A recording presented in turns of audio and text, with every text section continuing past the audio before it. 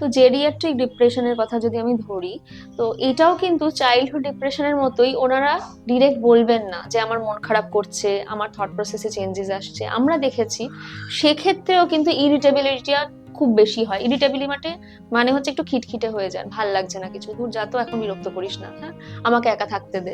সারাক্ষণ হয়তো টিভি দেখছেন, টিভিতে কিন্তু মনোযোগ দিয়ে কিছু দেখছেন না, জাস্ট চলছে সময় কাটানোর জন্য। একটা হয় আর একটা যে ওরা ওষুধ অনেক সময় স্কিপ করে যান, ধুর ওষুধ খেতে ভাল লাগছে না, কিন্তু অ্যাকচুয়ালি ওনারা ওষুধ কেন খাচ্ছেন না, একটা হচ্ছে ভুলে গেলে, যেটা আমরা অ্যালজাইমার্স ডিমেনশিয়া, সেটা একটা হতে পারে। একটা হচ্ছে নেগলেক্ট, সেলফ নেগলেক্ট থেকে অনেক সময় আসে যে আমি আর ঠিক হতে চাইছি না, সেই জন্য ওষুধ স্কিপ করা, ওটাও কিন্তু আরেকটা লক্ষণ। হ্যাঁ, এটা আমাদের একটুখানি দেখতে হবে। আরেকটা হচ্ছে যে এই রাগ এগুলোর সাথে সাথে কথা বলতে বলতে অনেক সময় চলে আসে এরকম যে হ্যাঁ এখন তো আমার আর দরকার নেই, আমার মতামতের কোনো গুরুত্ব নেই।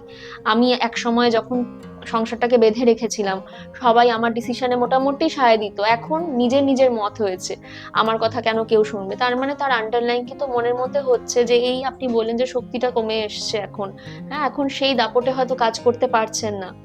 ফিনান্সিয়ালও অনেক রকমের রিস্ট্রেন্ট থাকে, যে তখন ইনকামের মধ্যে থাকেন, এখন একটা ফিনান্সিয়াল দিক দেখা, মেডিকেল দিক দেখা, মেডিকেলে অনেকটা এক্সপেন্স হয়, সেই জায়গাগুলো দেখা।